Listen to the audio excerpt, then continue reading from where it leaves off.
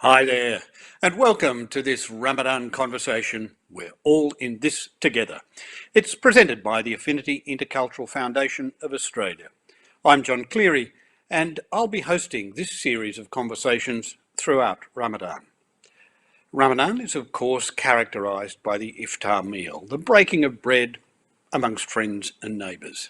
This year, COVID-19 has made that impossible, so Affinity has decided to carry Ramadan to an online platform. Ramadan Conversations is a daily 1 hour live virtual iftar. Each episode will be live streamed and later available for download on Affinity's YouTube page. And as a former ABC broadcaster with a special interest in religion, it's my great pleasure to host these conversations, together with a number of assistant hosts drawn from the Muslim community. Tonight, we're joined by Makiz Ansari. Makis is a religion and values teacher at Sydney's Amity College, and she's worked as a research assistant in political economics at the University of Sydney and is currently completing her Masters in Islamic Studies at Charles Sturt University. Makiz, welcome. Thank you, John. It's a delight to be with you. So you studied economics at the University of Sydney, but what shifted your focus from economics to Islamic studies?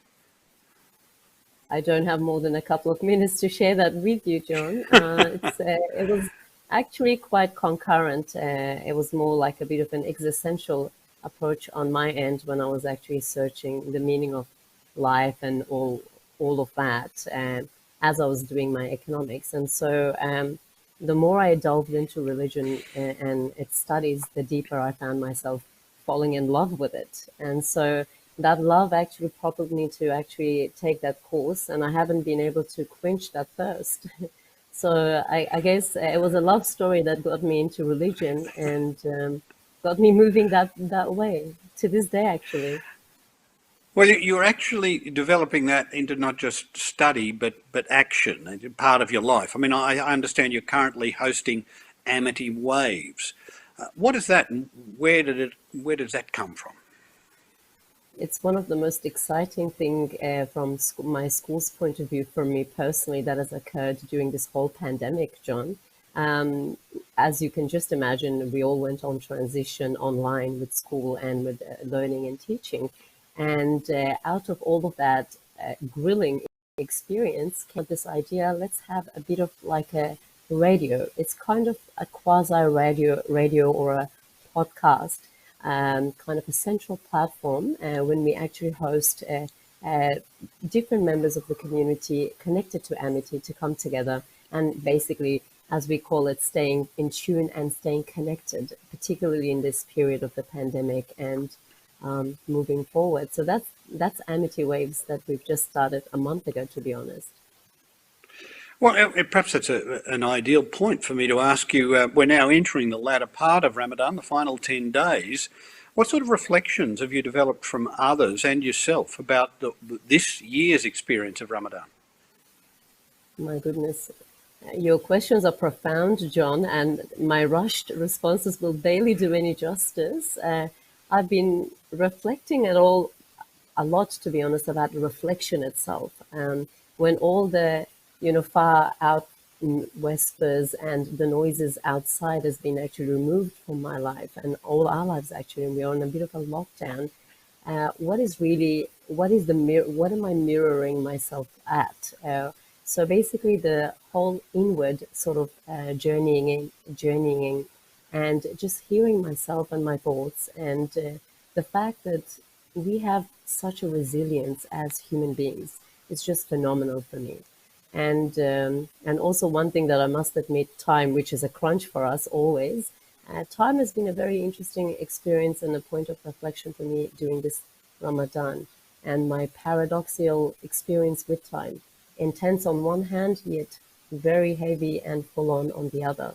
So my relationship with time, I suppose, is one of those key reflections that actually just keep coming up. And one that will be important for the rest of your life, I think, and particularly for those who've taken seriously this opportunity to reflect.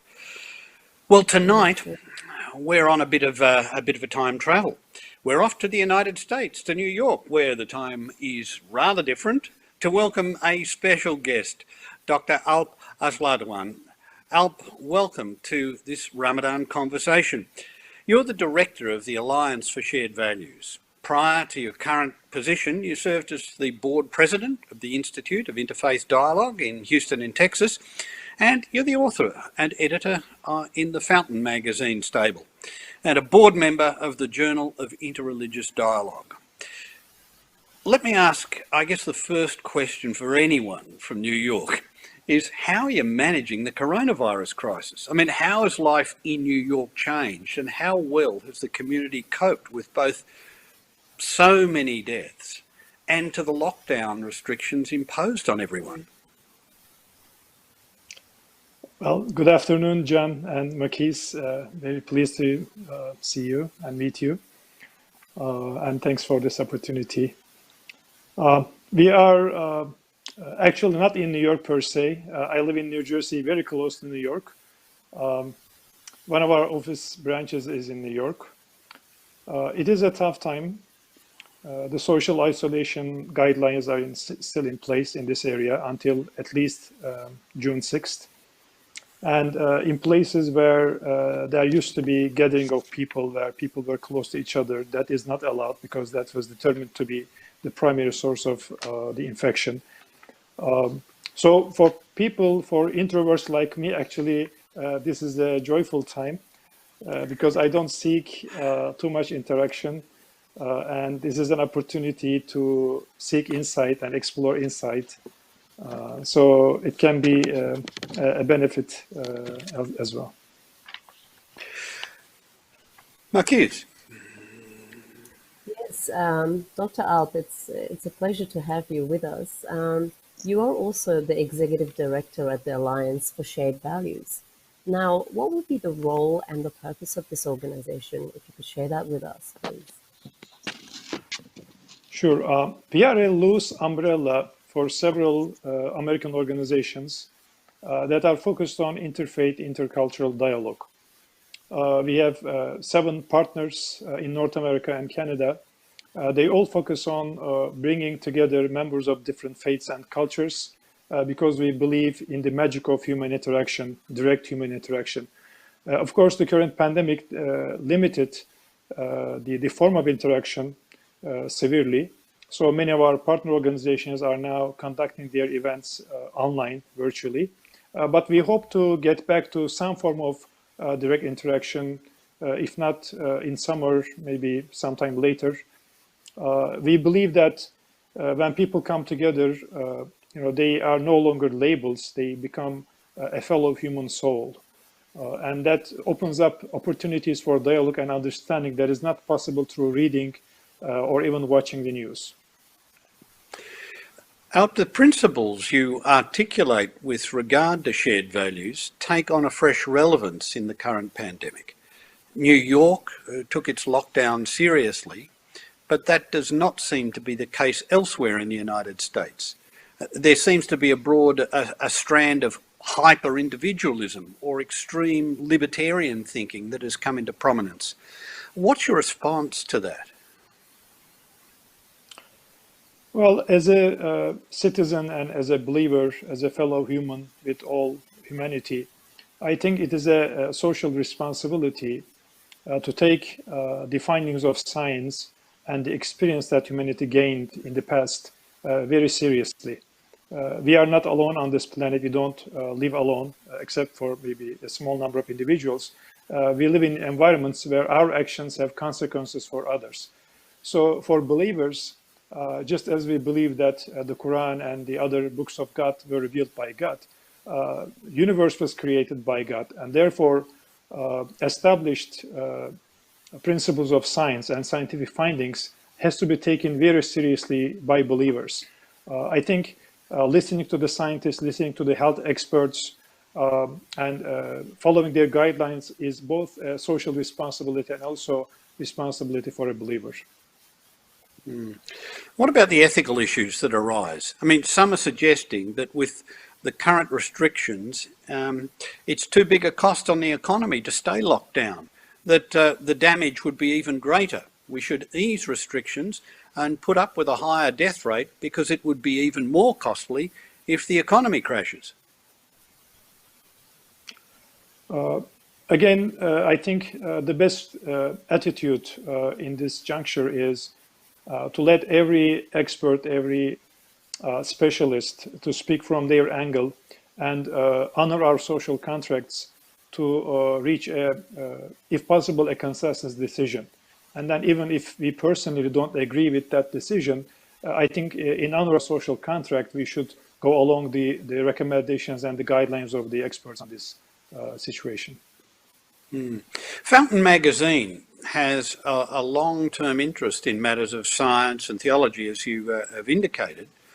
Are you concerned that over recent times, matters of science and fact have come to be treated as matters of mere opinion by some sections of the media particularly? Does that make dealing with the impact of coronavirus even more difficult? I mean, what is the responsibility of the media here?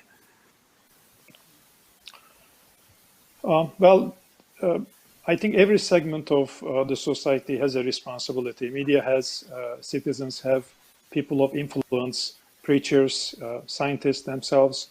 They all have responsibilities. Again, I will be looking at this matter from a faithful person's perspective. And I see the universe as a creation of God, just as the source of religion, which is the revealed scriptures, as a revelation of God. So at the basis, at the foundation, there cannot be any contradiction among them. Contradictions, the apparent ones, emerge from our misunderstanding of one or the other. Sometimes we misinterpret God's revelation. Sometimes we take human interpretation, human commentary too seriously, or misunderstand it. And sometimes on the scientific side, we mix philosophy with science. That confuses regular people. I think when both are properly understood, they complete each other. They are in harmony. If we see disharmony, then I think we should look for a misinterpretation on one side or the other. So I think theoretically there's no problem. In practice, we humans, we generate those problems. Makiz, you should come into the conversation. Yes, that was very interesting. There is the human factor always, Dr. Alp, isn't it, in our problems? Otherwise, theoretically, it's all really good. Now, again, going in that tangent with the human issues, in terms of such social stress, there's usually a tendency that as human beings, we either blame someone or something for a solution or for the cause of that problem. Now, in Australia, you may be aware that we have been actually having some racist incidents that has perhaps racism against the Chinese members of our community. There are also some in our national political arena, actually, who suggest that Islam, going on that racist note, that it's actually inherently incompatible with a modern secular democracy. And so are there such or similar tensions there in the United States? And from your vantage point, how do you deal with them? Yeah. Well, there are similar tensions in the US as well. Maybe to a lesser extent. I am not really that familiar with the situation in Australia. The United States benefits from being a country of everybody essentially being an immigrant, except for the Native Americans. So I think it is one of the countries which has an advantage in that sense. But the tension is definitely here. We have TV hosts that speak to hundreds of thousands of people, depicting Islam as a religion incompatible with a secular democracy. Of course, these are statements of ignorance, both on the part of some non-Muslims not understanding Islam, and also, unfortunately, some Muslims not properly understanding the pillars of their faith. If we consider democracy not simply as voting as a parliament, but if we consider other dimensions when we talk about democracy, such as the rule of law, such as equality, one person, one vote, representation, electing our representatives, an independent judiciary, separation of powers, checks and balances on different branches of the government, when you consider these principles, a very strong case can be made that these are all Islamic principles.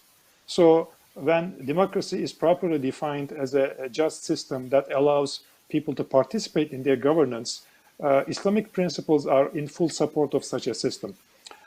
But again, because of ignorance and more importantly, because of inner problems, people go to blame. Blaming Chinese or other Asians, blaming Muslims for this or that problem, or claiming that they are somehow incapable of being contributing citizens. These actually reflect more of an inner issue that these people have. A person who believes himself as a human soul and has learned to respect himself or felt respect, somebody who felt love cannot see others as less than himself or herself. So when somebody is engaging in racism or a blame game, I usually see that as more of an inner problem for that person. So a person who is in need of help, actually. You raised some interesting questions there. The great religions, as you're indicating, have always been, in some sense, civilizational. That is, they have helped shape the historic cultures of which they are part. But these days, strangely enough, they are often being used as a defence of narrow nationalisms and cultural chauvinism, cultural identity. They've become a barrier to building a genuinely multicultural society. Yes, I think in the understanding of religions, there are different levels. And I see the spiritual dimension of every religion as the most crucial dimension. When that is neglected, then the religion can be turned into a divisive element, a very strong divisive element. When I say spiritual dimension, what I mean is that in the core of almost every major world religion, there is this concept that the true identity of a human is the human soul. And this soul is not clearly cut away and separated from the rest of the creation, from the rest of the universe. That soul is connected, first of all, to the Creator, to a truth that is transcending physical reality. And also through that connection, this soul is also connected to other human souls, and it is also connected to the other non-human souls. So the spiritual dimension of religion, whatever religion you think of, I can bet that they have this. In the spiritual dimension, you see and understand and internalize this connection. And this sense of connection actually is the solution to many of our social problems. And losing this connection and seeing ourselves as isolated, I think leads to many of those problems. Selfishness, greed, and all the other racism, all the other problems stems from losing this spiritual dimension. You speak of there needing to be a greater sense of global understanding. And I guess the paradox of what we've just been talking about is that all of the major religious traditions are in fact transnational. They've spread across cultures and ethnicities. Should they not also be a major influence in breaking down those barriers, which at the moment they seem so intent on erecting? Absolutely. There are two attitudes to nationality and other kinds of grouping.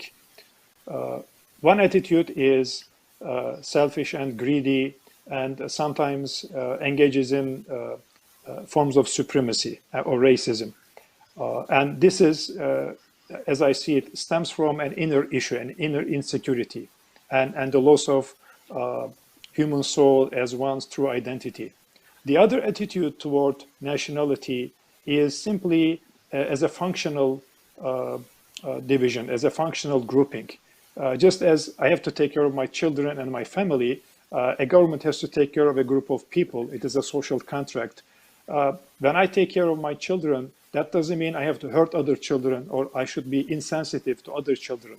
It is simply a biological social fact that somebody has to take care of some child, every child. So the parents are in charge of their children. But whenever possible, I try to also take care of other children. And in times of crisis, I don't distinguish between any children who are within my perimeter. So if we approach nationality and other divisions, other groupings, in this way, as a functional matter, not as a basis for superiority or as a basis for hoarding stuff, hoarding resources, then I think we can reach an equilibrium where all humanity can live in peace and with the peace of knowing that your neighbors, other fellow humans, are also taken care of. That's an incredible point.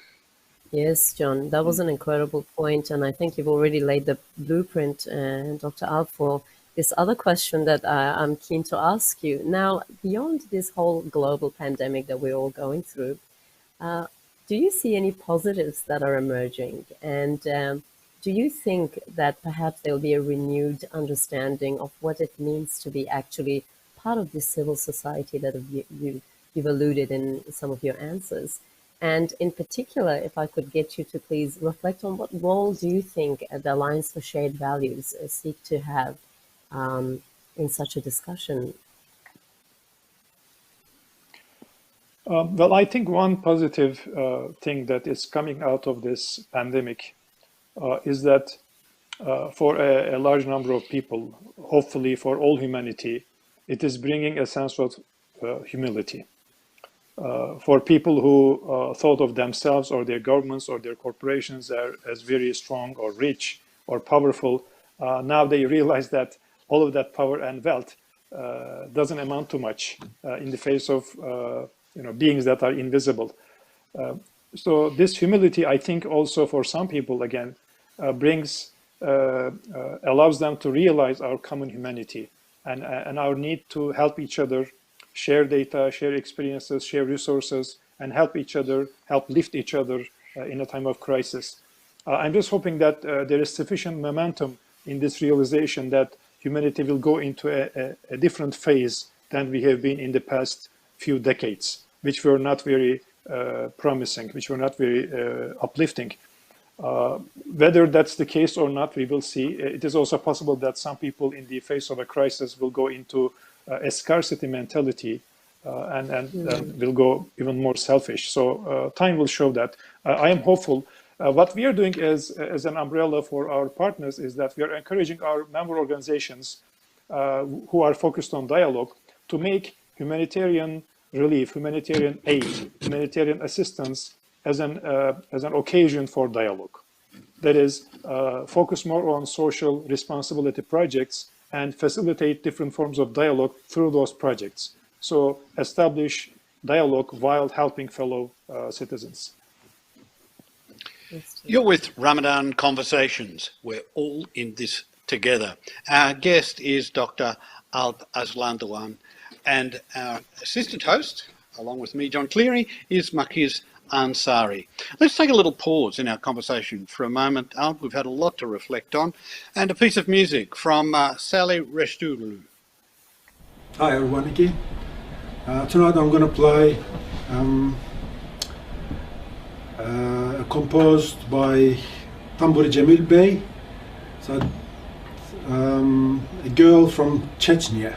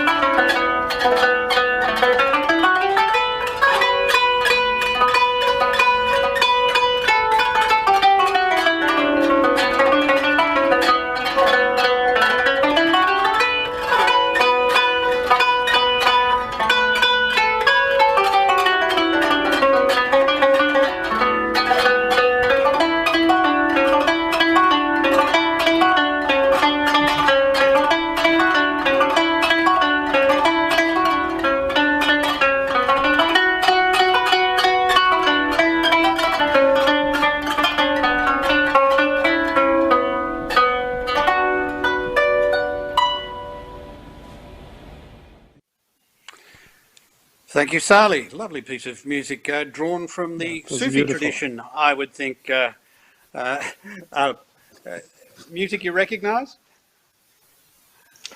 Absolutely, I love that song. Our guest is Dr Alp Aslandogan, and you're with Ramadan Conversations. John Cleary with you, and our associate host is Makiz Ansari. Alp, your beliefs have been significantly shaped by Fethullah Gulen and the Hizmet movement, which he inspired. What role do you see Hizmet having both within the wider Muslim community and our own civil society? Well, the religio-social movement or faith-inspired social movement, Hizmet, that was initiated by Gülen. I think it's a good example of how to live as a Muslim is in a modern society, in a secular democratic society. And the role Gülen played in this was that as an Islamic scholar, he was able to interpret Islamic sources in a way that is respectful of the tradition, but also in a way that reads the context, the temporal context, the times accurately or wisely, I might say.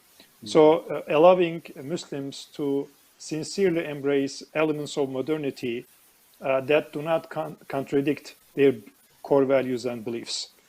Things such as established science, things such as the rule of law or participatory form of governance, the essence of democracy, equality and equal rights for women, arts. So around the world, of course, there are tens and hundreds of millions of Muslims individually who live these values, who embrace these values. But I think there aren't that many groups with an influential preacher or scholar, a Muslim scholar, and groups with Muslim participants that demonstrate this as a group. So I think, although their numbers are not that big, symbolically, I think it's a kind of a proof of concept notion. So they represent all the Muslims around the world who embrace modern concepts, but they do it individually. Here's a group that does it as a group. Makis. Yes, although Dr. Alp, you've just touched on my next question from the contribution of Hizmet in the modern society. I suppose if you were to look at it from Hizmet's point of view, how would Hizmet understand the role that places religion in this modern society or modern secular democracy? So what would be Hizmet's understanding of secular democracy? Well, as a citizen, as a neighbor, we have many identities and we have many aspects to our existence. So religion, of course, plays a major role, maybe the most important role, because it answers our fundamental questions. Human beings by nature seek meaning. They wonder if their existence means anything. They wonder if something will continue after their death in this physical world. They wonder whether there is an expectation by a transcending reality of their life, or whether their life means anything. So religion gives us these answers. Depending on the religion, of course, you might get different answers, also a lot of commonalities. So this is an aspect or dimension we cannot dismiss. It is very important. Without meaning, we see human beings engaging in very harmful activities, both for themselves and also for others. Now, citizenship, of course, is, again, it is a social contract. It is meant to regulate our lives so that we don't harm each other. We live peacefully in harmony. So I think these two aspects of our existence, our life, complement each other. Because citizenship is based on a social contract which is driven by our values and beliefs. If you don't believe in certain values, if you don't believe in certain things, then we will not be a contributing citizen. We will not be a contributing participant in this contract. And our values and beliefs come from our human nature, obviously, our mind, from science, but also from religion, such as treating every other human being, our neighbors, with dignity, comes from our beliefs. So I think faith actually has a very positive role to play in making a society very humane and very egalitarian. Hizmet has been under great scrutiny and even persecution in Turkey under President Erdogan. Since the failed coup, there's been a significant weakening of many civil society groups. What do you think has enabled Erdogan to move the country so decisively away from secular democracy towards a more authoritarian state, and using religion as part of his argument?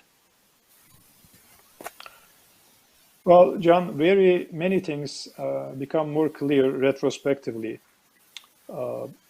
When we look back at the history of democracy in Turkey, we see that the country in 1950 held the first free elections where an opposition party had a real chance of becoming the government, and they did become the government after 20-something years of single-party regime. So that was a very hopeful step in 1950. But unfortunately, 10 years later, there was a military coup. Another 10 years later, there was another military coup. In between, there were elections, weak governments. Then, toward the 90s and early 2000s, there was an effort for Turkey to join European Union. That was also a hopeful period for all of the Turkish citizens and people such as me who have been observing Turkey for many years now from outside. So we hope that Turkish democracy would reach the level of a European democracy with established institutions. But in the 2000s, we now see that Erdogan pursued a very systematic strategy to first acquire media institutions and control media institutions, and then take into control the wealth in the country. And then, after a corruption probe, bring the judiciary under his subjugation and the media. And by using the media control and the politicization of the judiciary, he is able to essentially target and scapegoat any group he wants, and Hizmet has been his primary scapegoat. So now we realize that the reason it was so easy for him to do this is that during the 30, 40, 50 years of democratization in Turkey, there was really no profound effort to instill a culture of democracy in the people. The institutions were changing, elections were held, but democratic values, equal citizenship, the rights, the checks and balances on the sources of power, these important principles of democracy, they were not discussed in detail. The students didn't think about these, they didn't discuss these things. So the culture of democracy was not there. So if you just change the institutions, even if you change the constitution, if you don't change the culture, a country doesn't become democratic. So I think that lack of the internalization of the democratic cultural values was the reason Erdogan was so quickly able to demonize Hizmet movement in Turkey. And I should mention that Hizmet is not the only group that has been demonized. In the past, if you go back 5 years, 10 years, 15, 20 years, you see so many other groups being dehumanized or being scapegoated.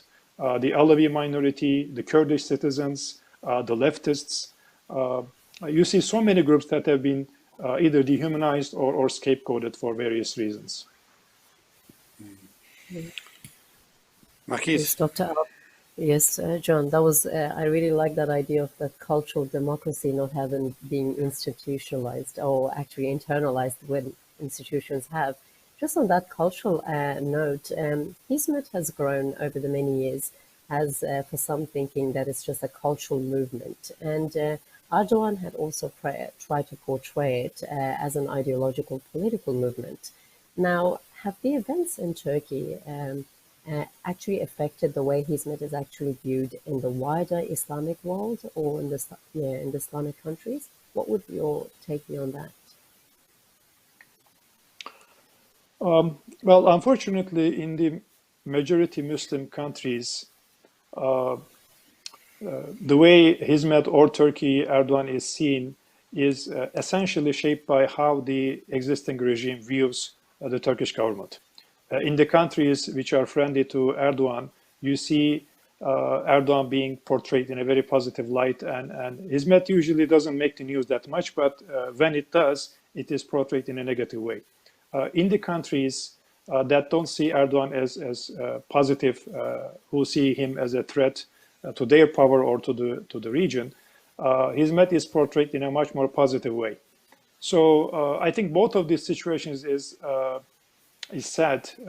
One would desire that this important social group, not a very big one, at most maybe several 100,000 people, but nevertheless significant symbolically, you would desire that this group should be investigated, researched by social scientists, by scholars and academics, and portrayed in an objective, unbiased way.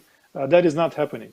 We see a more balanced portrayal of Hizmet in the West, actually, in academia, in some media institutions, especially by the governments. The Western governments' perspective of Hizmet is very objective. I understand you've met Fethullah Gulen recently, Haj Effendi. How is he? I mean, he is now in effective exile from his home in Turkey, and the Hizmet movement has been seriously scarred. These are difficult challenges to something you regard as your life's work. Have the events of the last few years affected him personally, and has it altered his strategy in any way? Well, I last saw him prior to the social isolation guidelines. Now, very few people are allowed to see him, with precautions, of course. But the last time I saw him, his health was fragile. He's, of course, in great pain following the events in Turkey post-2014, especially post-2016. He is a very sensitive person. He blames himself and he takes responsibility for his actions, for his sayings, for his directions. But of course, the matter is much beyond him. There is a major social issue with Turkey, with the current, not just the regime, but also with the society. We just talked about the cultural values thing. So in terms of how the movement changed within the last, let's say, 5 years, in the Western countries, the democratic countries, there is now a move to even greater transparency and accountability in the institutional governance and regulating, managing the relationship of the civil society dimension of Hizmet with the institutional presence in a very transparent and accountable way, in a more participatory way. There is an effort to include more women and youth in the governing bodies of Hizmet affiliated institutions. So there's great hope in the new generations who are growing up in these countries are free of the baggages, handicaps of the older Turkish society, authoritarian-minded, in a sense, seeing the state as something greater than individuals, greater than the human being's own value. So some of the baggages and handicaps that our generation had, they don't have these. They are growing up in a democratic culture together with the Hizmet's and Islam's core values. So we are very hopeful, actually, that this new generation of Hizmet participants will combine the best of the both worlds. Makiz, it's time, I think, for a final question. We've extended Alp's tolerance and patience for a very long time. Makiz, perhaps you can wind this conversation up for us. Sure, we have, and I would have loved for further discussion, but time is always against us, Dr. Alp. And finally, with that hope, will this year's COVID Ramadan for you? What have been some of your personal lessons that you've drawn from it, from this whole COVID experience? You mentioned you were introverted, so how has that been for you? Yeah, well, I mean, the conversation is a joy for me, I should say that. Well, this Ramadan, I think, reminded me there is so much more internal journey that we often neglect. I mean, I do try to go in myself and explore and reflect oftentimes, but the daily lives, our busy daily lives, only give you so much time and opportunity to do that. Now that we are homebound and many interactions are not possible, now I find more opportunities to focus, and I delight in that. I just wish that I realized this earlier. So I think this has been a bounty for me. Of course, feeling the pain of people who suffer or whose relatives, loved ones suffer. So I try to pray for them every night, every morning. But at the same time, I try to make best of these relatively quieter times. Dr Alp Aslandogan, thank you so much for joining this Ramadan conversation. We really appreciate it. An absolute pleasure. Thank you, Dr. Pleasure is Alp. mine, privilege is mine. Thank you so much for the opportunity.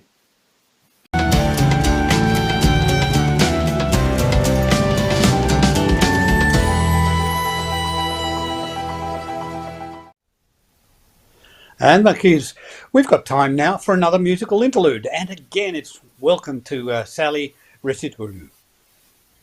Hi everyone, I'm going to play a piece called I Love You, composed by Hakan Şıkkut and played by Ömer Faruk Tekbilek. Here we go.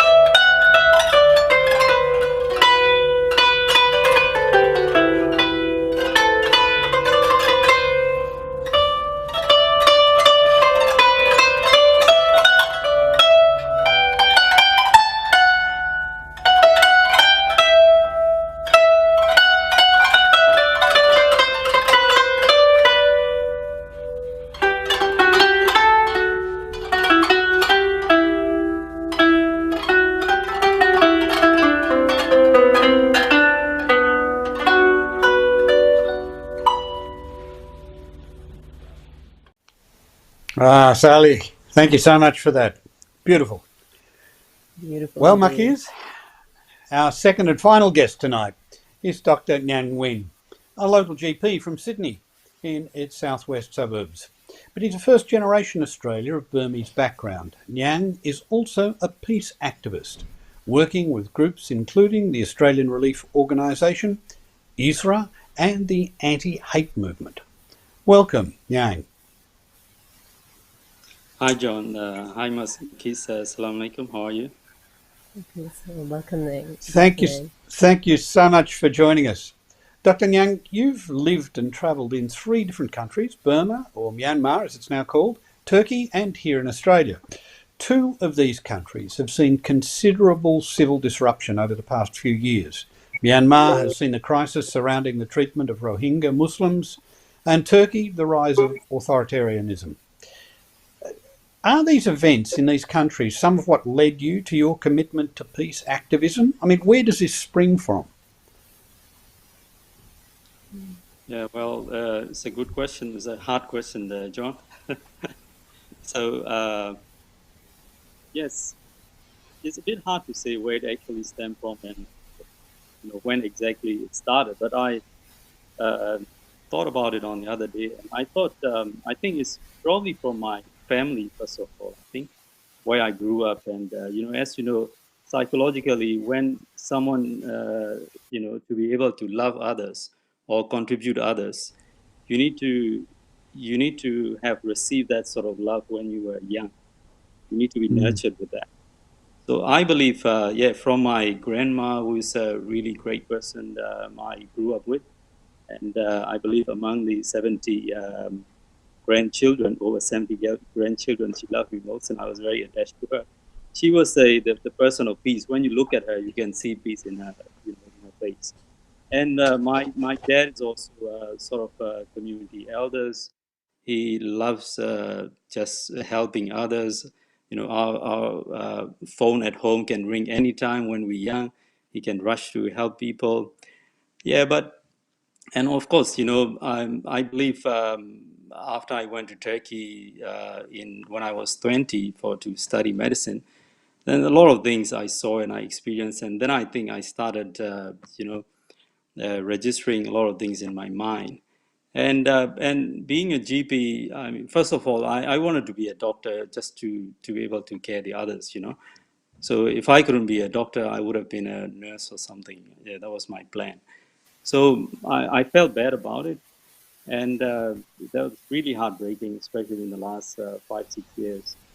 And especially in Turkey, when I was there, I was there in 1995 when I went there, and I was really welcomed by everyone.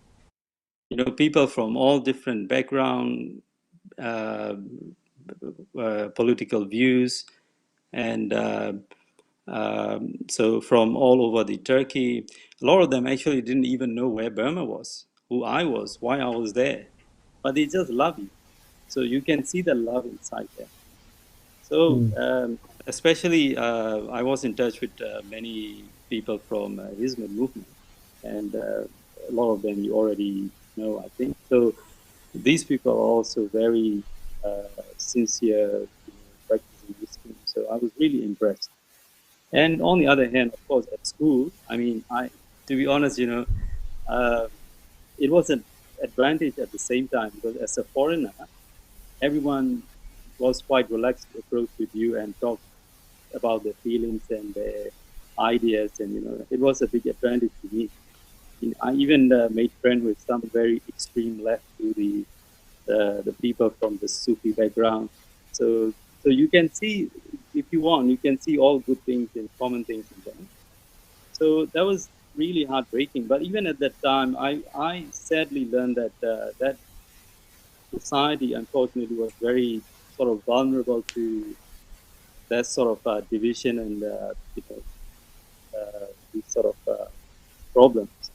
So yeah, I think I saw these sort of things, and after I came here, these sort of extermination started in Turkey, and in Burma too. We believe there was a man-made one, because these people live side by side for many years, many decades, if not centuries, and they're relying on each other in many different aspects of life. And but yes, suddenly these things came up, and it was very horrible things. Yes, so that probably made me and some of my friends, become more active in doing something as an individual, I think. Yeah, yeah. Makis. Yes, what a beautiful story, Dr. Naing. And how can we relate? How can we give something if we haven't experienced it? How can we give love or peace if we haven't received it in your foundations, as you mentioned? Great perspective there. Great to know that passion, Dr. Naing. How do you actually balance such a level of activism that you have with your professional life as a GP here in Australia? Well, whether I'm balancing or not, I think you should ask my wife first, and and my Good kids, point. too, you know.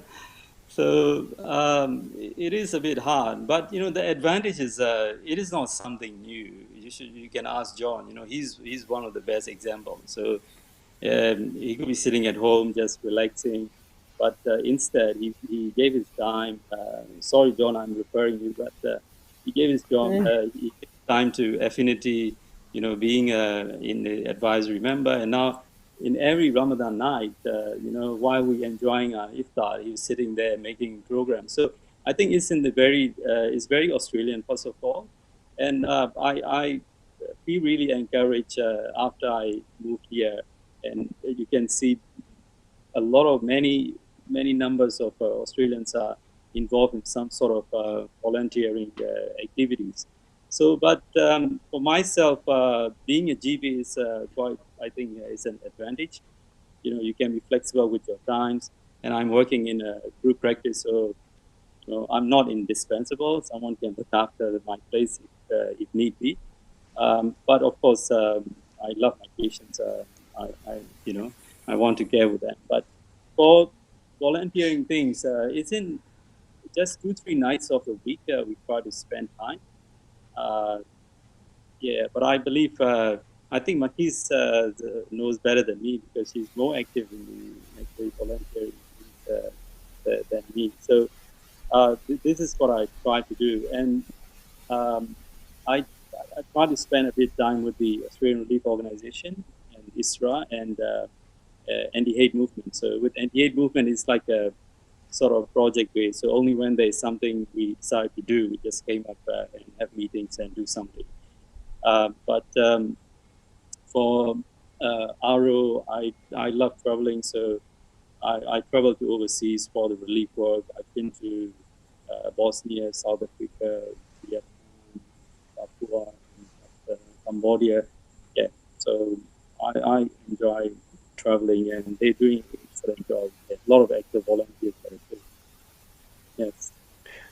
There may be some limitations on travel for the next foreseeable future. How has Unfortunately. this, yes, how has this pandemic of COVID-19 affected your practice? I mean, I understand you have two doctors in the one family. How do you and your wife balance children, work, family time, particularly with the stresses of the moment? Yeah, we managed. There was a big change, to be honest. I have to admit that there was a big change, and it stresses us too. But when you look at the people, waiting in the big queue in front of Centrelink, you can't complain. You can't complain. At first, when it first happened, we even decided whether one of us should stay at home and try to be safe for the kids and for ourselves. Then we said, oh, well, we can't do this to our patients, because this is a time they really need to talk to their own doctors. Because especially at the beginning, there are a lot of unknown things. And we Australians, we're not very used to with dealing with the unknown and what you call a bit complex nature of this sort of crisis. So you can even see some people joking and not happy with what the government's guidelines, because it can be 5 people but not in here, not in there. People think, oh, that's really inconsistent, but the nature of the pandemic actually is a very complex thing. So it's hardcore. You need to negotiate between the safety and, on the other hand, people's living. So yeah, it was tough at the beginning. Yes, I believe, yeah, there was a bit of panic, like toilet paper buying and that sort of thing, a bit of hoarding of the My medication. goodness. As doctors, we in between, so try to reassure the patient. At the same time, try not to give too many scripts, to stop the holding.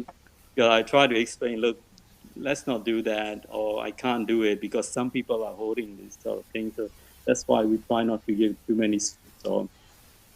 But it was the first shock, I have to say. And I think as a community, we pick up pretty quickly. And we're supporting each other really well. And I have to say, whether I'm not happy with the government's other policies like border security or whatever, but in this particular thing, I think they're doing a good job.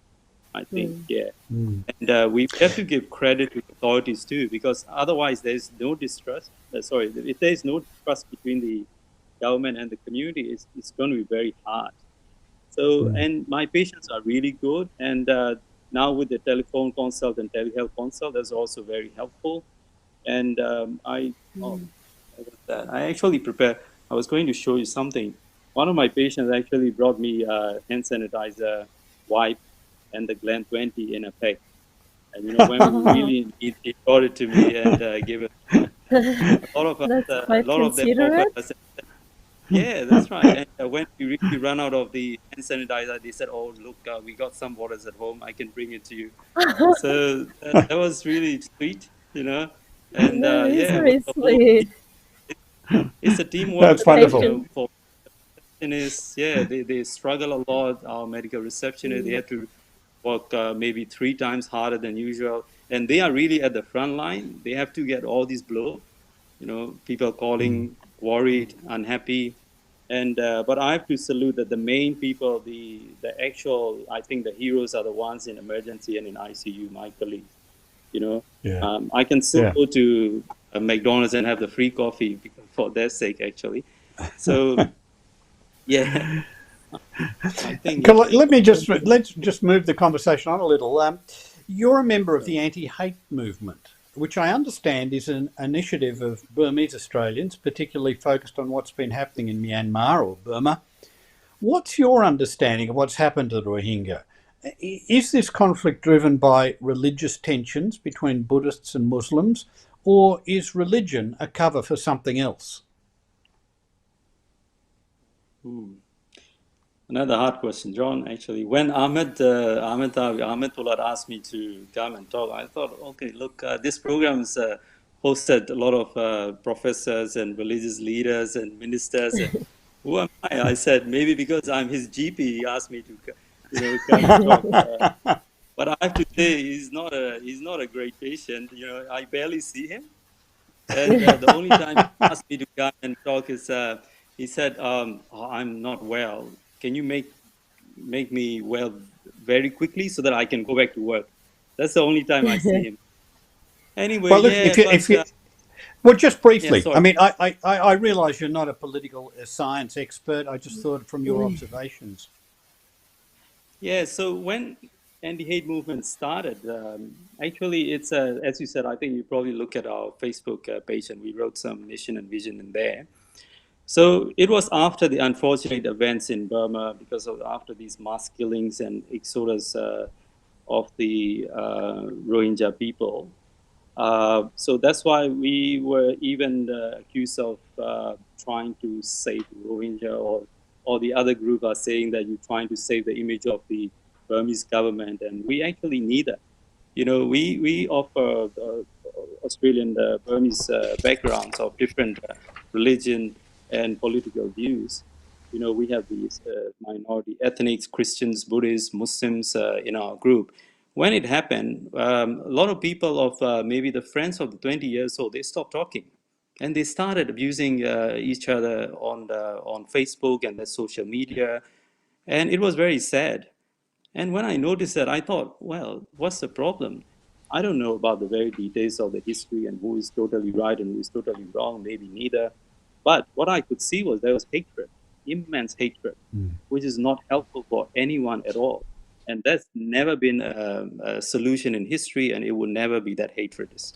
So that blocked all of us in the right things, and clearly. So we thought, okay, we're not here to, the engineers and from doctors and from all different backgrounds. So neither of us are like political scientists or something. So we thought, okay, let's talk about anti-hate things. Okay, we're not going to say who is right and who is wrong and all these things, but killing is not right. This is true. And responding to that killing by more hatred and hate speech are also not right. Or spreading the fake photos on the internet, these fake killing photos from Africa or whatever, posing us from Burma, they're not right too. So, and that hatred, if you don't stop it, it spreads, and it's going to burn everyone one day. So now, unfortunately, with this COVID, with the COVID, unfortunately, we came through. There are some Christian minorities being targeted. Because there are rumors like, COVID spreads from the Christian church, but these hatred and hate speech, when you don't stop it, John, you probably know more than me when you look at the history, it's very dangerous. So that's how we started. We full-time work, so we never said, we're going to do this, that. But what we did, the first thing was we tried to bring the community together by organizing a picnic in Centennial Park in the hottest day of Sydney in history.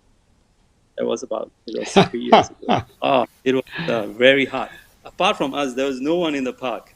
Yeah, but there was a good attendance. Community like it, and you can see the joy and relief in the people's face, and that's really encouraging. People feel really good coming and talking again, rather than just sitting back and suspecting on each other. So, and then we organize another public lecture, that sort of thing. But we're a bit slow now, and also we don't really want to do just because we have to do something. When needed, I think we like to do. And I can see there are good sort of similar movement and association started in Burma as well. So it was really a success for us, Well, that's wonderful. We're rapidly running out of time. Makis, perhaps I ought to leave the last question to you. You've got one there about our present situation. Yes. Unfortunately, we have to wrap it up. Dr. Naing would have loved to talk more, but I was just wondering on that note, how are you marking this very different Ramadan? How is this Ramadan for you? Yeah, it is good. I miss my mom's, food and halim, and I miss my friends who are not in great shape. That always make me be sad. And a lot of people lost their job, and some people have to run away. And when I think about these refugees and people I used to share Ramadan together in Turkey, it was really heartbreaking. And I have to say, in the last 5 years, a lot of my white hair came from there. But in here, we can't complain. We can't complain. And the kids at home, so my wife and me have to split our working hours. Someone has to be at home all the time. They are short. And Ramadan's, Makis, probably you know better than me. You always say, it could be better. When you come towards the end, it could be better. I could have done better. I could have worshipped better. Try to come closer to God. That's a time of reflection. But it was great. Don't worry, there are 10 days left, Dr. Naing. 10 more days. Hopefully you can catch some. It's really a pleasure, John. I'm watching you every night. It's really great. Yesterday was also really great, right, with George and that gentleman from New Zealand.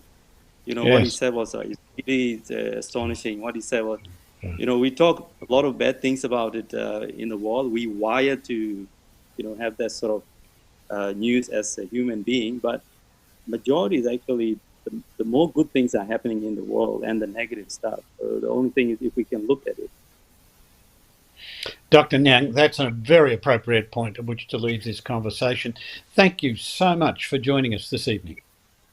Thank you too. Thanks for taking me.